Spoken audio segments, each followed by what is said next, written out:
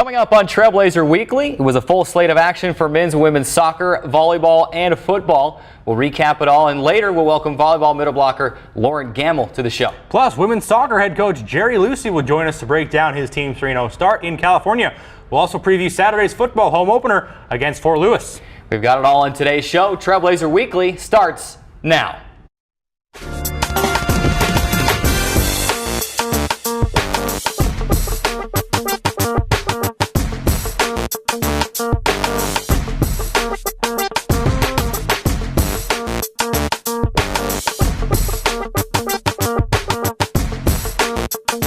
We are live inside the CEC TV studios on the Community Education Channel, Radio Dixie 91.3 FM, and the Dixie State Athletics YouTube page with another edition of Trailblazer Weekly. I'm Carrick Segmiller, and as always, joining me is Atlanta Braves superfan Drayson Ball.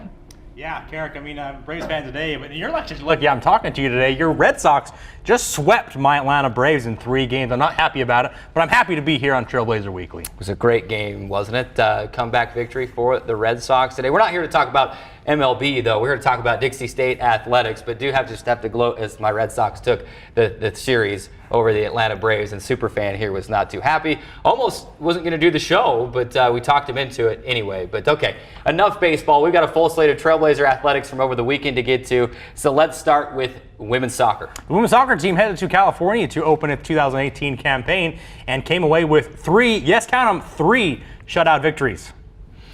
Great start for the women's soccer team as we just dive right into this recap here. You mentioned 3 shutout victories, 3-0 start for the Trailblazers. Anytime you can do that, and on the road, no less, you've got yourself a great start, one of the best starts in the D2 era. Head coach Jerry Lucy, who we'll have on the show, has got to be happy about where this team is going and the trend that they're heading. But an absolutely marvelous start, probably has gone better than he could have scripted himself. A great start for women's soccer, and it's going to be fun to see them going forward. You betcha. It's always a good time to start off the season 3-0. They got 3 tremendous wins on the road, like you mentioned. At Cal State San Bernardino, beat them 2-0.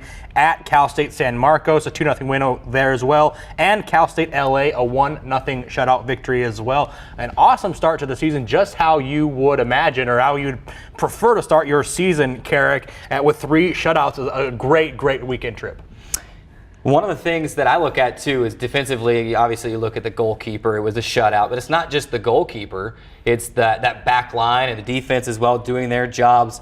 Not only have they only allowed 14 total attempts, 14 total shots, but just 4 shots on goal for this women's soccer defense. So that's a trend that we're seeing, scoring early and then being able to kind of sit back and stopping the other team, and then being able to get forward and maybe add another goal when they went to. That was kind of the MO of the men's soccer team a couple years ago when they won the Pac-West Conference. So it's good to see that defense. But not only just that, though, an emerging goal scorer in Whitley Johns. Yeah, she was tremendous as well. Let's not discount the defense was great, but the offense was great as well. Also, don't forget, last season you lost Darian Murdoch, who was your primary goal scorer, a Dixie State soccer legend, if you ask me. And Whitley Johns is a redshirt freshman coming in and scoring a goal in each of the 3 games in the win. So maybe we have a future star in the making in Whitley Johns.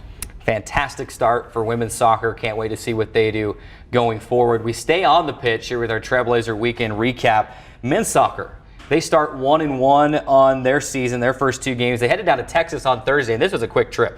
They headed down to Odessa, Texas for a game against Texas Permian Basin, and they played that game, fall behind early, bounce back and win that game 2-1, then came back, had high hopes. They were playing an NAIA school in Ottawa out of Arizona.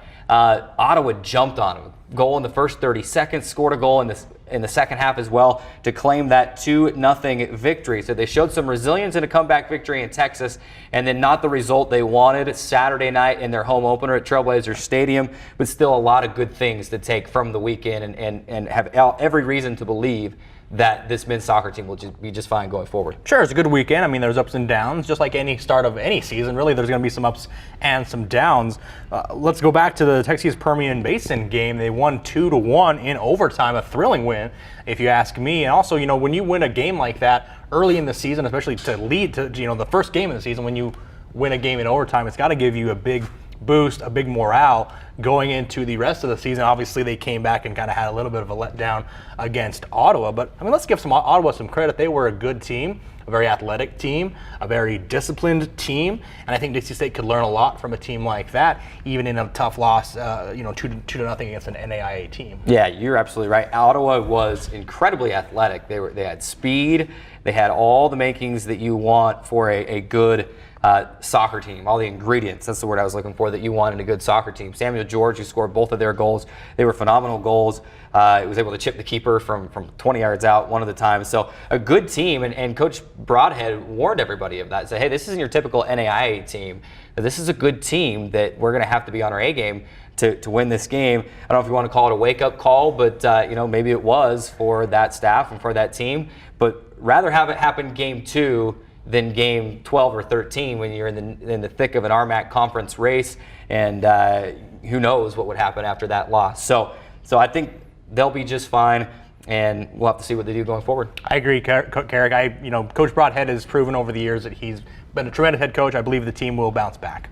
But the football team headed to Colorado on Saturday for its season opener at number 14 and now number 12 ranked RMAC favorite CSU Pueblo. Carrick, obviously a tough loss, a 56-14 loss at the hands of the Thunderwolves in Pueblo, but there are some positives that we can take out of a tough loss like that. Obviously going from last year, the team really struggled with penalties. And you look back at this game against Pueblo, only 4 penalties against the Trailblazers in that matchup compared to 13 for Pueblo for over 120 yards in the matchup as well. Our defense forced 5 turnovers of the Thunderwolves offense, plus a safety as well.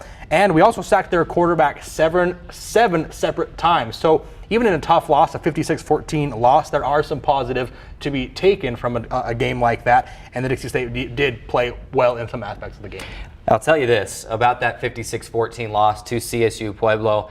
We have a coach, and head coach Shane McClure, who he's a no excuses kind of guy, and there were no excuses made. And he can admit that, hey, when a football team's better than us, that's just fine. What he doesn't like to see is when his team makes mistakes and maybe beats themselves a little bit. And I think this Dixie State football team is feeling like that just a little bit. Maybe you're looking at the score going, well, I don't know about that. But take a look at this number, and this one blew my mind when I noticed it on the box score. We were at home volleyball and home soccer Saturday night, and so I wasn't able to pay quite as close attention to the game as I wanted to as it was happening. Had to go back and watch it and do some stuff later. But CSU Pueblo scored 7 touchdowns in that game.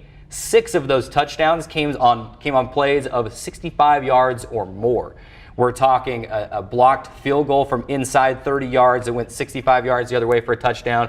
We're talking a 71-yard touchdown run, 2 80-yard touchdown runs in the third quarter. And when you look at those drives, a lot of those long runs were the first or second play of the drive. So you go back, you look at the film, say, why are we missing that initial contact? Why is this running back able to get the edge? Why is he able to break through the hole? And those are the kind of things that they'll shore up, and they'll be just fine. You don't want to it's hard not to push the panic button after a 56-14 loss, but I think this is one of those games you look at it, we're already missing a few players on offense, and this is one of the best teams in the country in Division II. In fact, I would argue would compete and probably beat a lot of smaller FCS Division I teams. CSU Pueblo is just a great team, and so I have every reason to believe that this Dixie State football team will just be fine. It's not the end of the world. I agree. It's not the end of the world, and we have an opportunity to just turn the page this Saturday against Fort Lewis. We'll get to that later on in the show. It's not time to panic yet, and I think they will bounce back.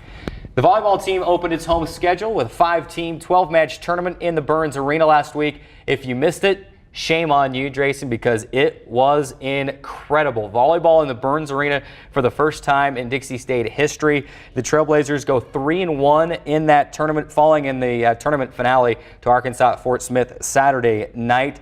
But a 3-1 win over Tarleton State, a 3-0 win over Western New Mexico, a 3-1 win over UCCS, and then the 3-1 loss against Arkansas Fort Smith. Never had to play more than 4 sets in the tournament. Incredible atmosphere in the Burns Arena, and you've got me wondering, I think a lot of other people too, when are we going to see volleyball in the Burns Arena again? Because that was electric. It was an awesome atmosphere, Carrick, and we're not overblowing this at all. It was really a fun weekend. Obviously, Thursday was a little bit down because it was a weekday, but once the weekend hit, Friday and Saturday, it was really booming in there. A great crowd. They were loud. They were electric, like you mentioned, and it's just a good start to the season as well. Coming off last week where they beat a number 19 ranked team, they beat Tarleton State, who was a number 18 ranked team as well. Not only that, they're beating their opponents in quick sets. They beat Tarleton State in 4 sets, Western New Mexico in 3 sets, Colorado Springs in 4 sets. So they're beating their opponents and they're beating them quickly as well, which is what I like to see from the volleyball team.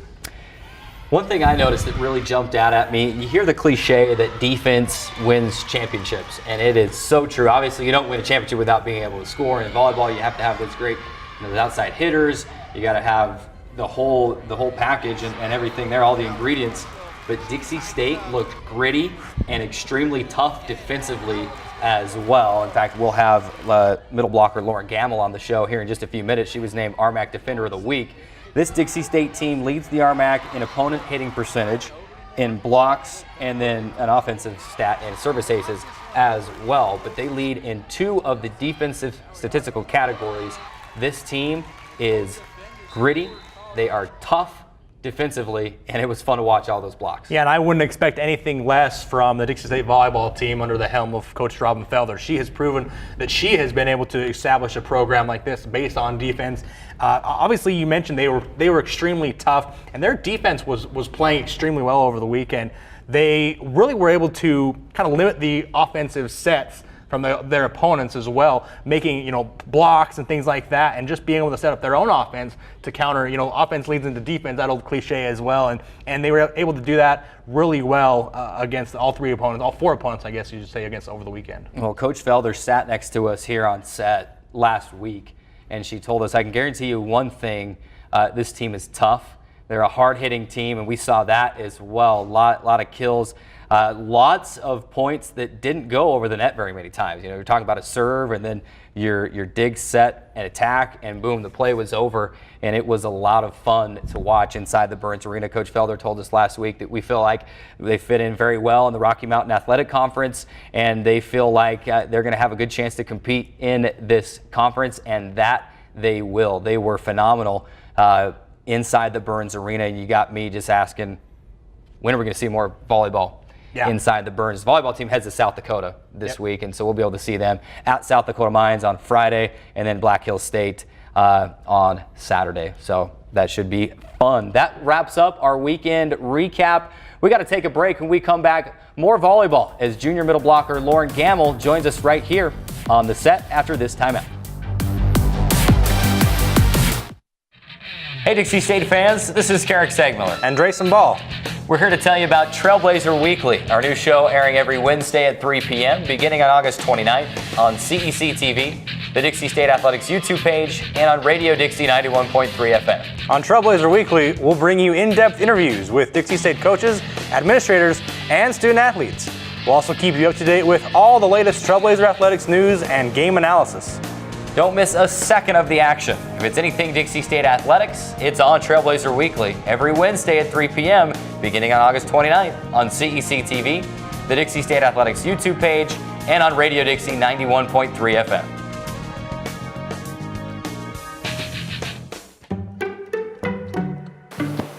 Testing. Why did the girl ask the mushroom to dance? Because he was a fun guy.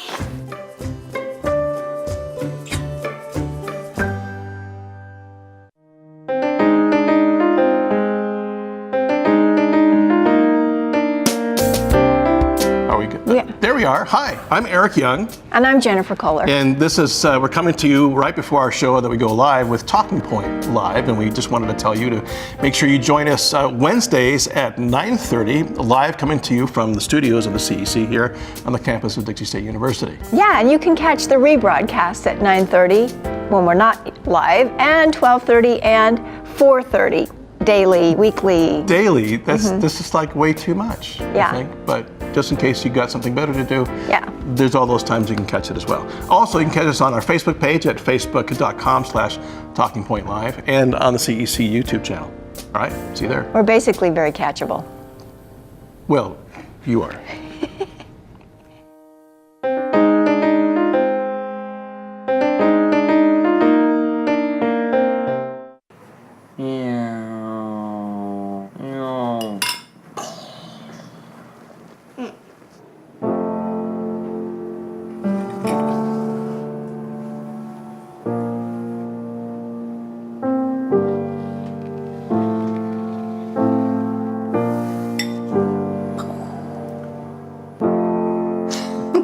Visit aarp.org/caregiving for information on how to provide even better care for the person who once took care of you. Where do you find the titans of classical music in St. George?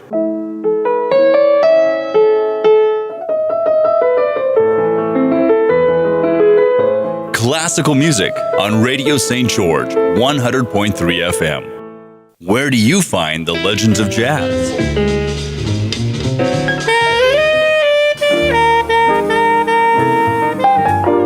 Evenings on Radio St. George, 100.3 FM. Trailblazer Weekly is presented by the Dixie State Campus Store. Big shout out to Aaron and his crew for helping us deck out our new set with the DSU gear and memorabilia. They're located on the second floor of the Gardner Center and are open from 8 a.m. to 6 p.m. during the week, closed on Saturdays and Sundays. You can stop by when you're on your way to class. You can stop by on your way back from class or on your way home. Doesn't matter when, because they'll be loaded with great Trailblazer swag anytime you stop by the DSU Campus Store. Of course, we are live on CEC TV, Radio Dixie 91.3 FM, and the DSU Athletics YouTube page. However you're joining us today, we thank you and hope you're enjoying the show. After a successful 3-1 start to the home schedule, Dixie State was rewarded with its first RMAC Weekly Award.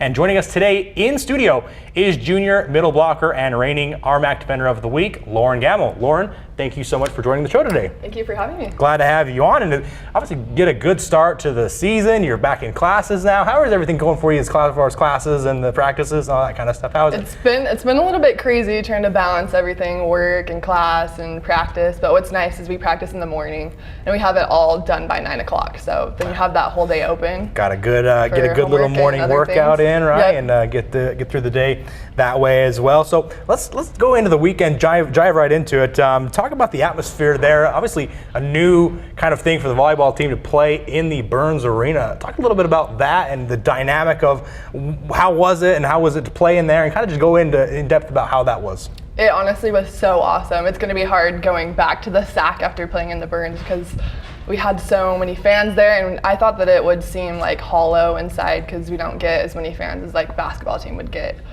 in the Burns Arena. But we had so many people, and it was so loud, and the energy and just everything was so awesome about playing in there. Yeah, we mentioned it earlier in the show. I mean, it was an electric atmosphere. Yep. It was really dynamic. The fans were loud. They were really on their game. But also you mentioned the SAC. The SAC's a unique environment as well because it's kind of tight knit and close, which that's what makes it good and unique. Is that the fans are right on top of the court there, and it's loud and it echoes there as well. What kind of advantages playing in the SAC give you guys throughout the season?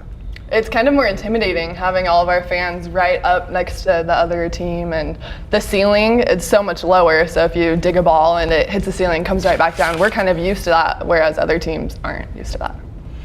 RMAC Defender of the Week, Lauren, congratulations on that. Thank you. It's always good, just the second weekend of the season, you're already making noise inside of the conference, and when you start conference play this weekend, I don't think you're going to take anyone by surprise. Only picked 7th in the coaches poll, but after that, I think there's that poll's out the window. But yeah.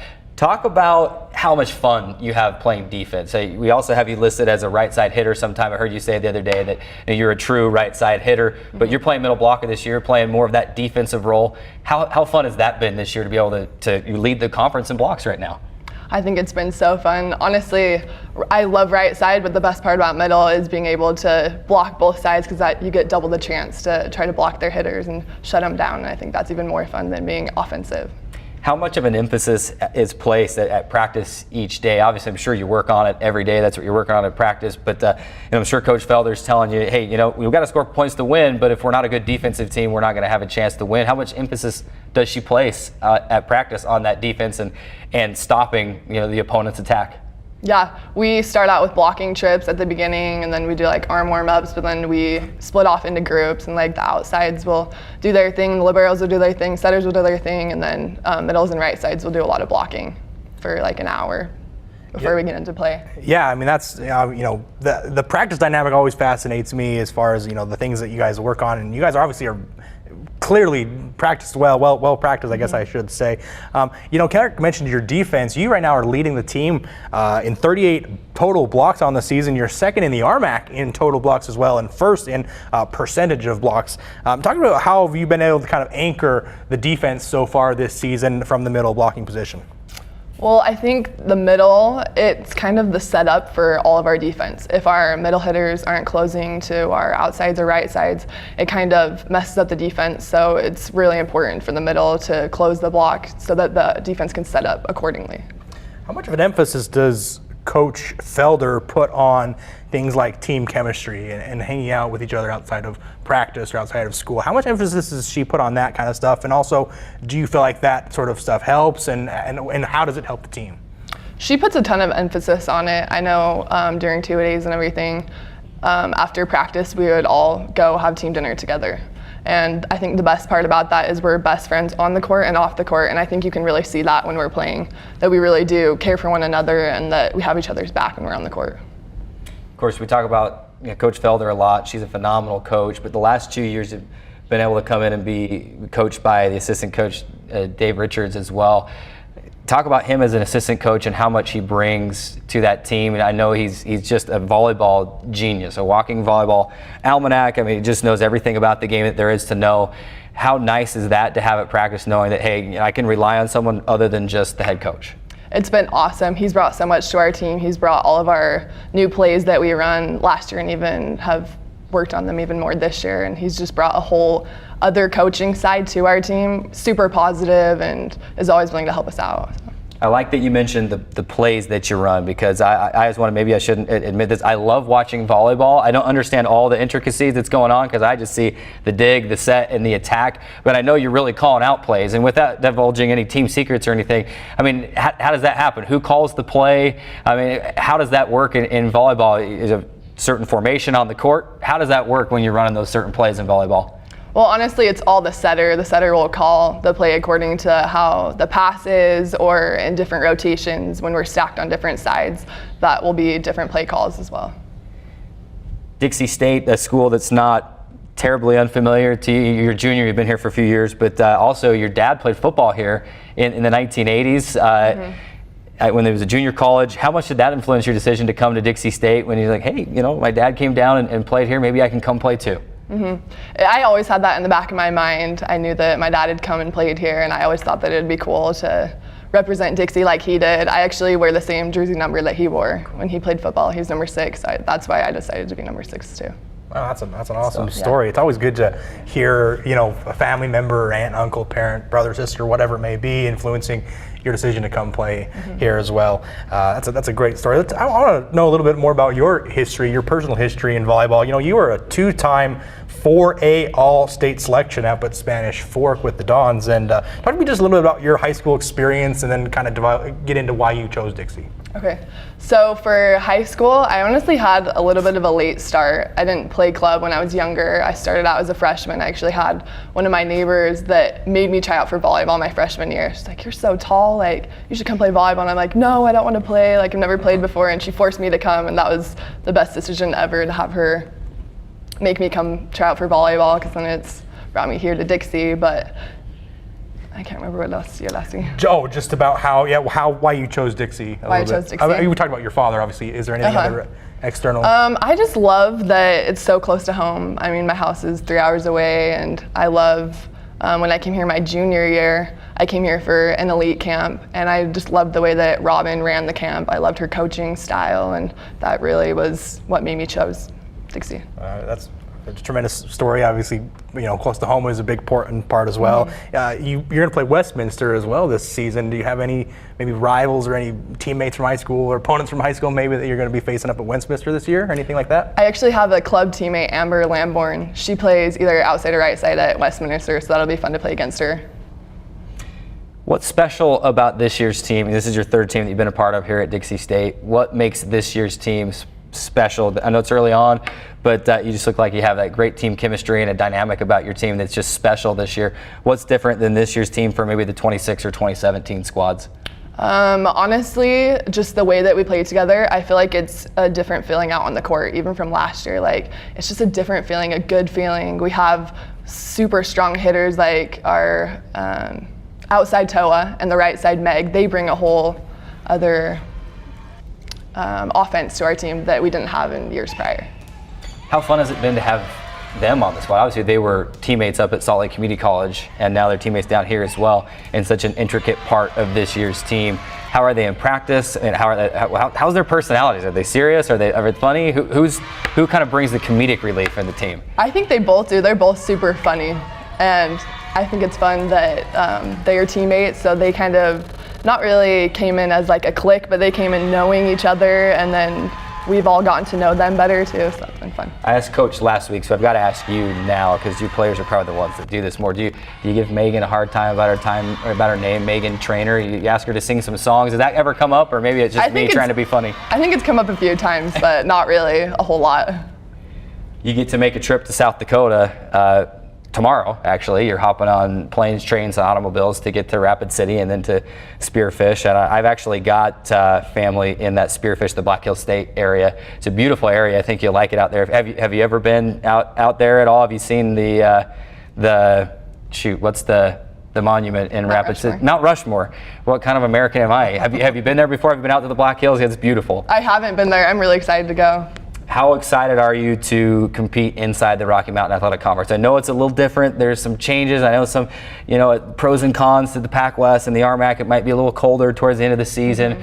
But is there an exciting element that say, hey, we're playing some teams that we've never really played before. We get to see some new places. Yeah, I think it'll be fun to kind of switch it up. I mean, we won't be going to Hawaii. That's where we all like to travel to, in California. But all these new places and new opportunities and new teams to play. So it'll be really fun. Well, Lauren, we appreciate you stopping by today and joining us and being part of the show. And we get to send you over to Rapid City and then to Spearfish in South Dakota. We hope you come back with a couple more wins. It's been fun to watch you so far, and we're going to keep an eye out the rest of the year. Okay, thank you so much.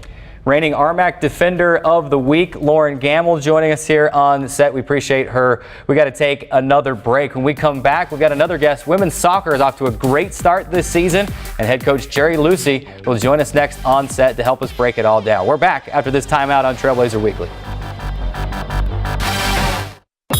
Radio Dixie 91.3. We don't play that.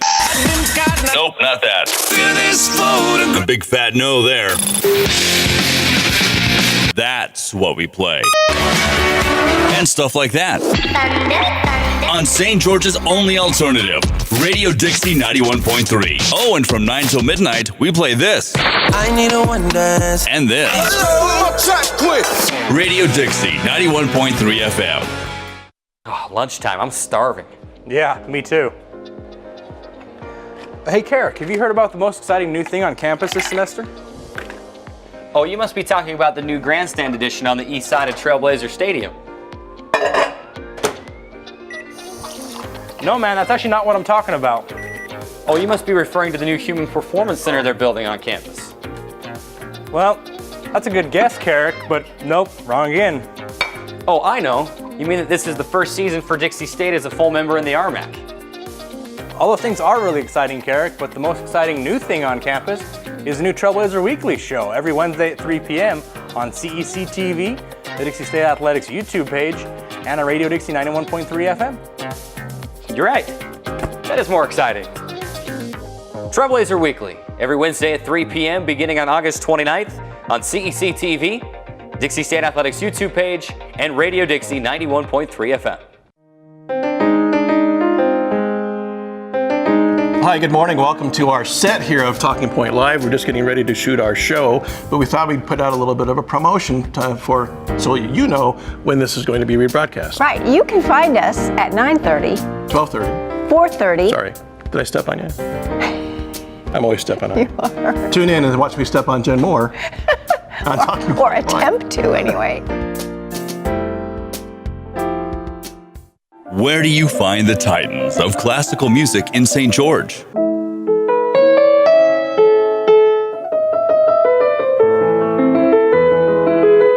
Classical music on Radio St. George 100.3 FM. Where do you find the legends of jazz?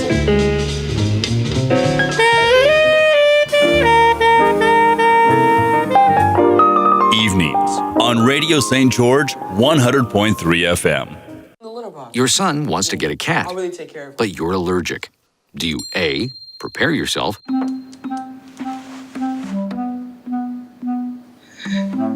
B, make the best of it, C squared equals 25.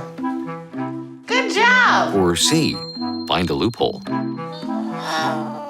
When it comes to parenting, there are no perfect answers, but that's okay, because you don't have to be perfect to be a perfect parent. Teens in foster care will love you just the same. The 2018-19 fall season is in full swing, and no matter how hard you try, you'll probably miss a Dixie State game or two along the way. But no worries. You can keep up with all the action with pictures, stats, and game recaps at DixieStateAthletics.com. You can also follow along with updates on Twitter with our official account at Dixie Athletics. While you're at it, don't forget to follow this show on Twitter as well with at DSU Blazer Weekly.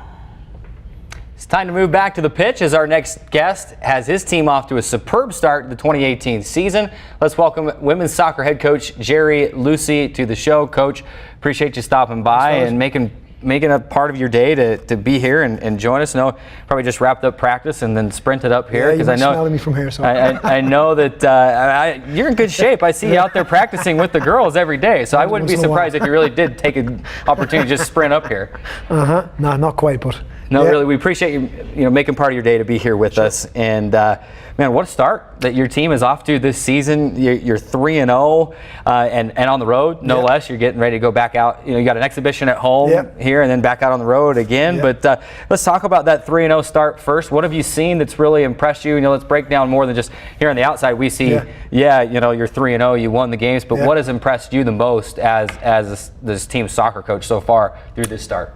I think straight away you have to identify chemistry. Coming in last spring, I felt that the team was very unified. I think that was going back to some of the hardships they had endured prior to that, but they really were a very collective group. So it was in many ways very refreshing coming in and seeing that unity immediately there, not having to build that as much as previously. And I think that's just carried on into the season, which is not easy going into a 7-game road trip. Pretty much, but they've embraced it. They've going away like that. It's kind of been a bit of a pre-season away where we've got everybody and they've kind of gelled together. So it's been very, very exciting so far. Of course, along with a new coaching staff this year, the team's moving to a new conference and the Rocky Mountain Athletic Conference. But how nice has it been so far to say, well, we're in the RMAC now, so we got all these teams down in Southern California at our disposal to go play. Of course, you played three CCAA teams, so those weren't Pac-West teams. We get to go play Azusa Pacific here in a couple weeks, but you've got all these teams now at your disposal to go down, and you don't have to go too far to fill your non-conference schedule. Yeah, no, it's exciting. It's excellent. I mean, it's the quality of soccer, obviously, in Southern California is very high on the women's side. So, playing against 3 teams that want to play a very possession-style game was good for us. We had to be patient. We kind of, we looked to find our opportunities in those games, and obviously found them. But yeah, it's a great place to go and play soccer. Some very strong competition. Coach, we've talked about you had an unbelievable start defensively to begin the season. 3 shutouts at that. Talk a little bit about, can we expect more from that from your defense? Obviously, you're not going to shut out every game, but can we expect you to be more of a defensive-oriented team, kind of expect some lower scoring matches? Yeah, I mean, I honestly prefer to win by 1 or 2 with a shutout than win 5-4 on a heart attack. So it is important to me that defensively that was sound. I mean, the old adage that defense wins championships. That's very true. So if we're solid defensively, I feel we got a great shot of winning most of our games. At the same time, we are very attack-minded. We got some very strong attacking players, and we do like to play a possession game as well. We just kind of have to pick and choose those moments in games where we can really focus in on maintaining possession and hopefully hurting the opposition. Coach, I mean, your defense was great, but let's not discredit your offense either. They were tremendous as well. Had a bunch of shots on goals. And redshirt freshman Whitley Johns has scored in each of the 3 games throughout the weekend. She played tremendous as well. Talk a little bit about her and if she's kind of emerged as your goal scorer. He's replacing a Darian Murdoch last year, who was the leading scorer and a Dixie State legend, if you ask me. How has Whitley Johns kind of filled that role, and will that kind of continue? Yeah, we fully expect. I mean, we saw a little bit of Whitley in the spring. She's coming back off ACL tear, but I could see immediately, even when she wasn't training with the team, the type of athlete that she was, the type of personality she was, very, very determined. She wants to score goals, so she is expected to, and she will score many, many goals. I don't know if she's going to reach Darian's total from last year, but the level of competition is obviously increasing as we go through the RMAC. But she's a very dangerous player. She can shoot right, she can shoot left, she can score with her head. So she's got a bit of pace about her. She's physical. She gets poachers type of goals. We say poachers is inside the 6-yard box. So she can score from many different ways. So a very, very dangerous player. Women's soccer head coach Jerry Lucy joining us on Trailblazer Weekly. And coach, want to keep breaking it down here as we kind of pinball back and forth talking about offense and defense. We just want to talk about as many of the players as we can, because really in the end it's all about these girls and about these student athletes that are doing this here. Obviously, as Drayson mentioned, it's a phenomenal weekend overall, but defensively at this point in the season you've only allowed 14 total attempts and only 4 shots on goal. You've got Alexa Ashton winning the Defender Week, and for those wondering, that's a separate category. They do have Goalkeeper of the Week category as well, but Alexa has been able to help anchor. She played every minute of the trip and helped this team allow just 4 shots on goal. So talk about what Alexa's effort meant to the team this weekend, and maybe pick out a couple others along that back line more than just your goalkeepers as well. Yeah, no, I mean, Alexa was solid. I mean, that's why we kept her in the game every minute. Didn't let us down. She's basically the heart and soul back there, along with Nicole Mertz. Alexa brings a very physical style to the field, which I like. She knows her strengths, she knows her weaknesses, and she plays to that. She's a true leader on the field. Not always the most vocal, but she leads by example. So she was very solid. Kylie Lamb, obviously just got married this summer. So Kylie had another tremendous weekend. We switched her from defense into the centre midfield in the last game, and she really won us the game. Just a real captain's performance. As I mentioned before, Nicole Mertz, obviously another very central player in our defence. Someone who started the last 3 years and been very solid for us. So in the 3 of those, plus Cammy Hunter, we know we got 4 very reliable players back in there. Coach, I know you're a very fitness-minded soccer coach, and it's probably not that uncommon to be fitness-minded, but it's a game that you have to be fit in order to run around. I know you're not on the media day. You mentioned, hey, we're not quite there on the fitness level yet.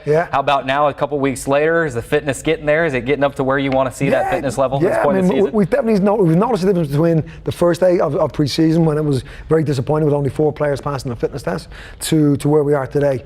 I think more players are buying into our philosophy as well. So the fitness levels are key. We're actually just on another fitness session right now, so they're a little bit tired, but they're buying into it, and they're really pushing that element of it as well. So it is hugely important in soccer. Coach, I want to get a little bit about your personal history. I mean, you've been all over. I was reading your bio on DixieStateAthletics.com, and you've been all over. You've got a ton of experience. You've won a national championship in Division II, 8 NCAA tournament appearances, 3 NCAA regional championships, 4 regular season conference championships, and 5 conference championship wins, tournament wins, excuse me. What have you learned in your kind of tenure as a head coach, and what can you bring? What have you already brought, and what are you going to continue to bring in the future for Dixie State? You just got to keep on evolving. I mean, every year you're dealing with a different type of student athlete. If you go back 4 or 5 years, we can see differences to 4 or 5 years, and go back 10 years, go back 15, go back 20. Different student athletes. So if you don't evolve, you're not going to mesh with those players. They're not going to really buy into what you do, and so evolving is hugely important. Obviously, we do bring a lot of experience, and I'm always open-minded. I always think I've got something new to learn. So I never kind of rest on my laurels. I never think, look back on my resume and think, oh well, that's great. I can stop it at that. No, we want to win here. We want to win. We want to keep on winning, and we want these girls to win championships. And as you kind of mentioned before, it is about the student athletes. It's about their experience. So we want them to experience the highs of winning conference tournaments at the collegiate level. Not only that, Coach, I mean, you've obviously have a unbelievable record as a coach, but you also have some playing experience as well back in the early 90s, played some semi-pro and some pro ball as well in the late 90s. How has your experience as a player helped you kind of just formulate the system and the program that you've implemented here at Dixie State? Okay. Well, I think, I was playing while I was coaching. So, I finished up playing professionally in 2000, and prior to that, I'd started at CW Post, coaching at the college level. So, I knew I was going to get into coaching. So, you just draw on your past experiences. So, yes, of course, it's a different game, coach on the female level to the male level, and playing professionally compared to obviously where they're playing right now. But I like to draw on the experiences from past and pass those along to the players. We always feel that we can offer something, and we never put ourselves above the players. We just want to be there to help guide them, and if we're doing the right job and making each individual better, then obviously collectively we're going in the right direction. Some coaches might say that, Coach, that they're only as good as their lead assistant or some of their assistant coaches. You've got an incredible one in Freddie Delgado. Talk about what he brings to the program and just Division I experience for a lot of years. Talk about what Freddie brings to your program. Tremendous insight into the game. He's coached Division I for many, many years and has some success there as well. Played at a good level collegially, obviously in the RMAC, so with Regis. But he's a type of coach where you can just basically I could just walk away. He can run the session if needed, and I know he's doing a good job. Most days, pretty much every day, we split the group into two. He takes the attacking players, I take the defensive players, and I look down the field and know he's giving a lot of positive information to the players, and they're growing, they're developing, and we can see in their timing of their runs and in the movements that they're obviously taking on board what he's given. But he is a tremendous assistant coach to have at this level. Tremendous. Of course, I'd be remiss if I didn't mention the help of Laura and Julie as well, both women that have been part of the program at Dixie State through the years and part of national championship teams here. Yes, they are. Yeah, so we're privileged to have those two on board as well. Both of them just came in pre-season. Pretty much they started up in pre-season. As you said, that they've won a national championship here before, back in the early 2000s. But they're great to have as role models for the players. And that's kind of the idea I had behind them coming in here was that they could teach the players a lot about being collegiate athletes and also just young women, and hopefully learn from these ladies who have obviously been down the same path and been very successful.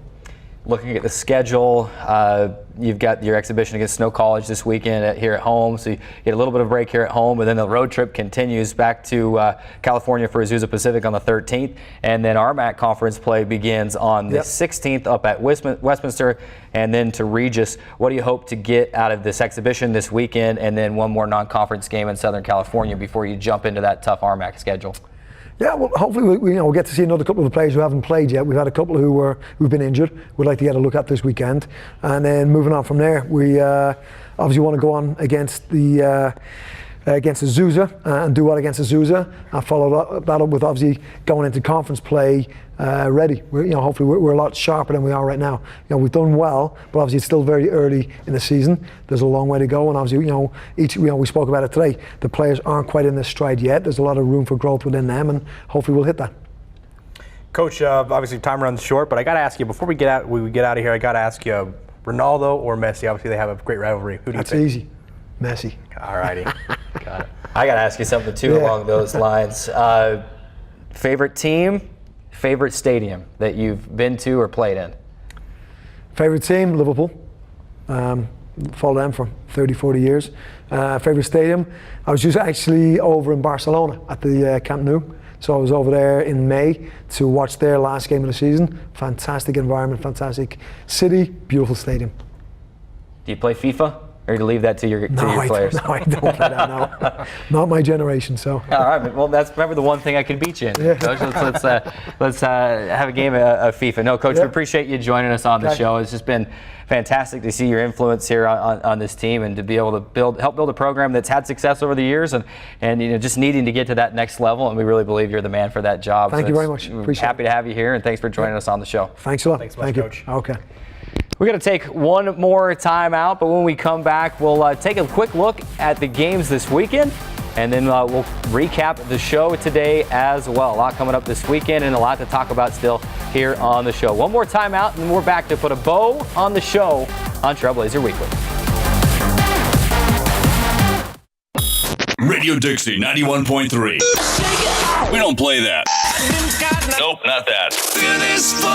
A big fat no there. That's what we play. And stuff like that.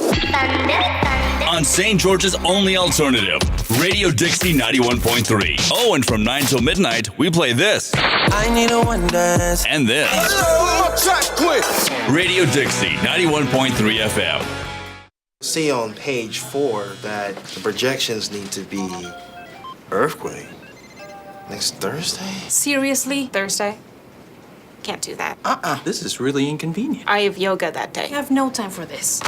So. I can't do Thursday, but I can do Friday. Disasters don't plan ahead. You can. Talk to your loved ones about how you're going to be ready in an emergency. Don't wait. Communicate.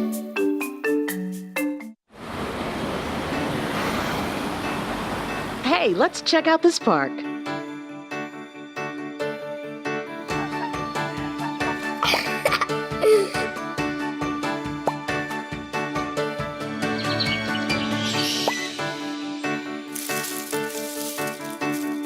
Oh, wow, that's really cool. To find a great local park or forest near you, go to discovertheforest.org. Retired school psychologist, and helping people was my thing. After my stroke, when Meals on Wheels started, I was on the other end of the stick, so to speak. And I appreciated it very much, the attention that was given to it. My name is Julius Gaines, creative writer, poet, photographer. America, let's do lunch. Drop off a hot meal and say hello. Volunteer by donating your lunch break at americaletsdolunch.org. I take the road less traveled, run free, unwind, unravel, someplace outside with lots to do. Green trees, red rocks, and don't forget that blue sky. The sunshine shining, sunshine pouring on me. Think I might just stay a while. Say hooray all day because the sun is gonna shine on me. Sun is gonna shine on me. Sun's gonna shine on me. Radio Dixie 91.3. We don't play that. Nope, not that. A big fat no there. That's what we play. And stuff like that. On St. George's only alternative, Radio Dixie 91.3. Oh, and from 9 till midnight, we play this. I need a one dance. And this. Radio Dixie 91.3 FM. The Dixie State Stretch Internet Portal on the RMAC Network is your home for all Trailblazer athletics live streaming.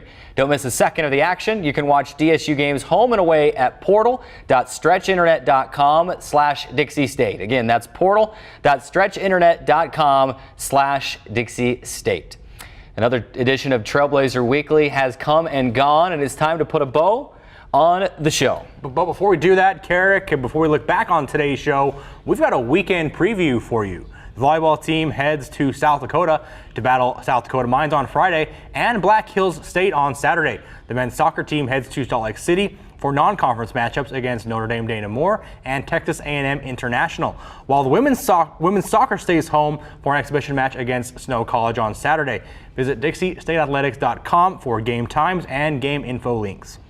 Let's not forget about one of the biggest things of that weekend preview, Drayson, and that is the football home opener against Fort Lewis College on Saturday at 6 p.m. inside Trailblazer Stadium. We're calling it our key matchup, and I think we'll probably do that each week as we kind of look at the key home matchup of the weekend. Obviously, it's the only matchup at home other than the women's soccer exhibition against Snow College, which that game doesn't go in the official stats. So here's our key matchup. It's football. It's a marquee sport. It's a team that's trying to bounce back from a tough loss last week. Fort Lewis also trying to do the same thing.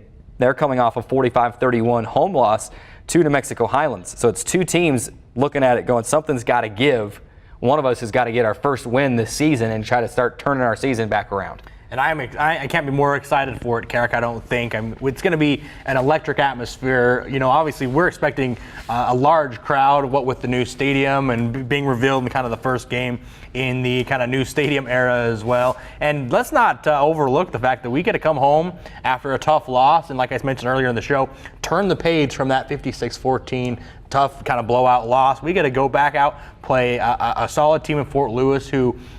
We can certainly beat Fort Lewis, and I do think we will eventually pull it out at the end, and I am excited to get things going and to get the home opening schedule going. Well, I'm excited to be able to talk about this here for just a moment as we begin to wrap the show up. Obviously, the 2018 home opener, all those things that you mentioned as well, but like you said, it's the first Dixie State football game played in the revamped Trailblazer Stadium. That east side grandstand's there. We're cutting the ribbon at halftime. We're expecting a record crowd on hand. The single game record in the Division II era at Trailblazer Stadium is just over 5,300. I'm thinking that we'll probably break that in this game. I'm hoping.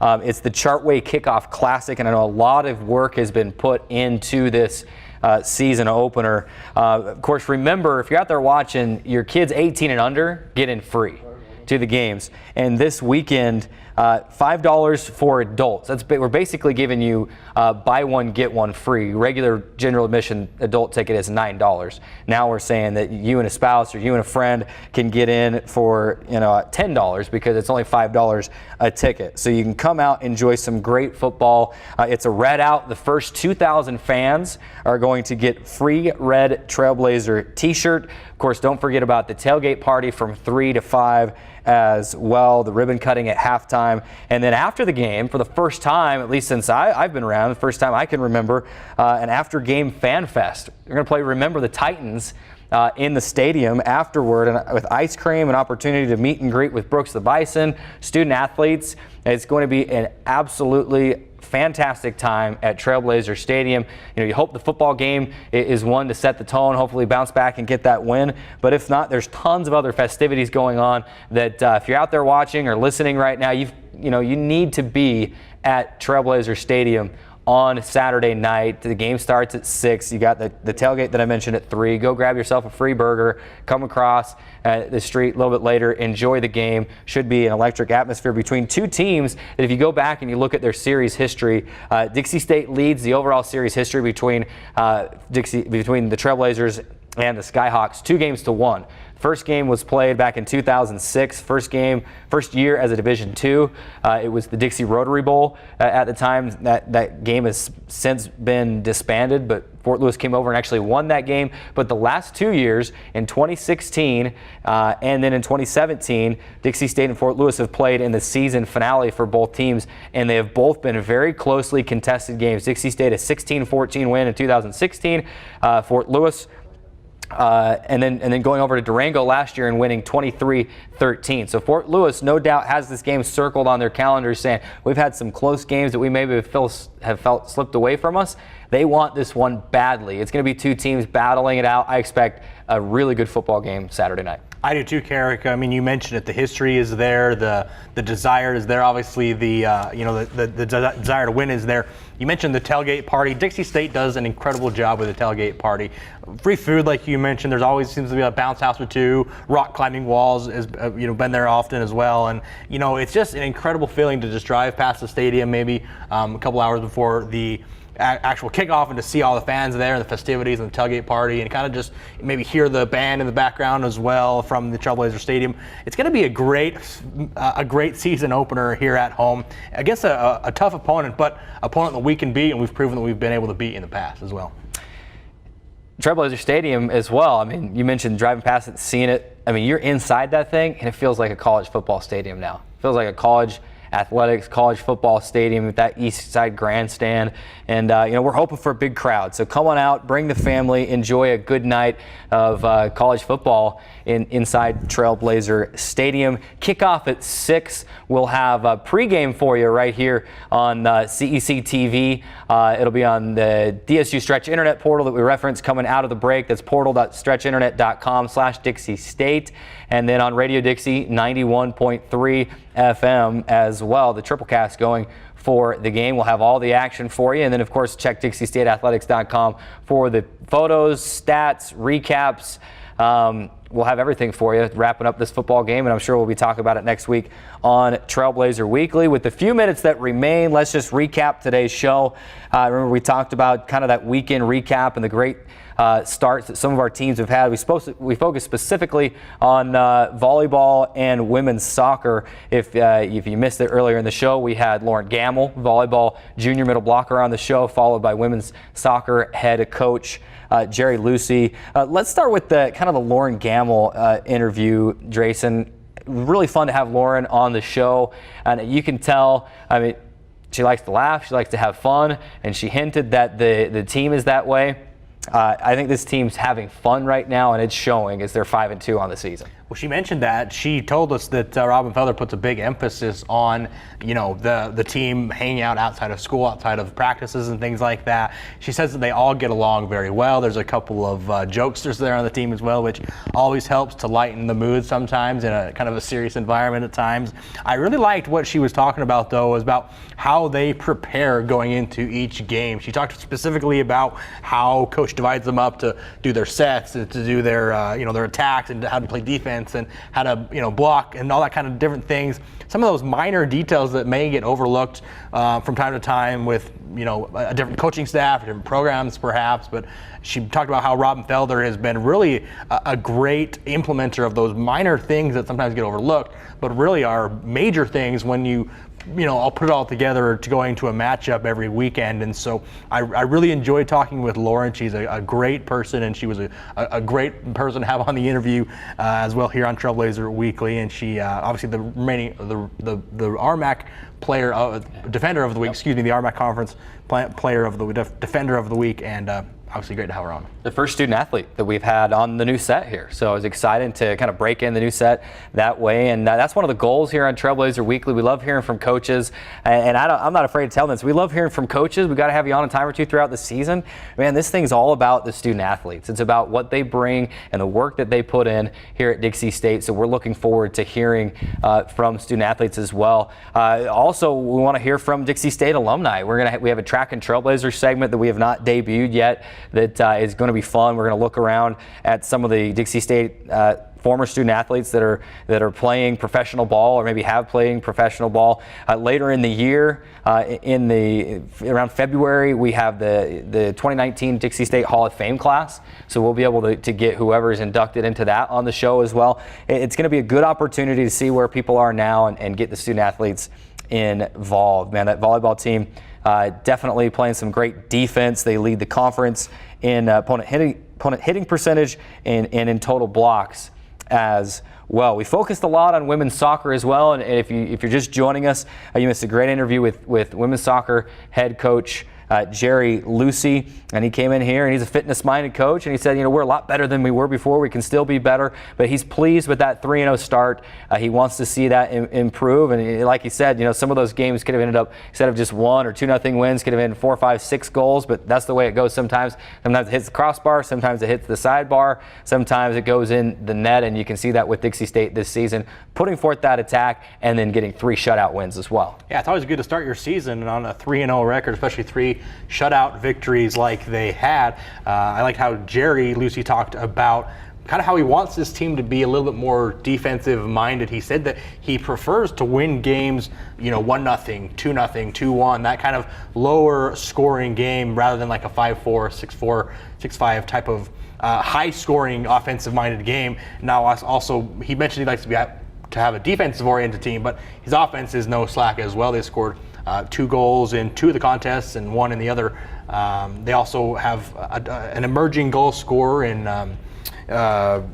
Whitley Johns. Whitley Johns, exactly. Yep. Excuse me for forgetting her name, but obviously she scored a goal in each of the 3 matchups as well, and hopefully she can continue to do that and have more success throughout the season. Don't feel too bad about forgetting her name, because I couldn't remember Mount Rushmore earlier in the season. If you weren't listening then, you didn't miss it. We were talking about volleyball heading to South Dakota, and I couldn't remember Mount Rushmore of all places. I was there last summer. Couldn't believe I couldn't remember it, but this women's soccer team, the defense has been phenomenal so far this season. As we wrap up the show, they've only allowed 14 total attempts. That's 14 total shots only 4 on goal. If you're wondering, that's good. That's really good. They're making it really easy on those goalkeepers between the posts. Well, Jason, our time is gone once again. Another edition of Trailblazer Weekly is in the books. Remember, you can watch the show anytime on demand at youtube.com/Dixie State Athletics. For Jason Ball, I'm Carrick Sagmiller. Thanks for making us part of your day. We'll see you next week. Go Trailblazers.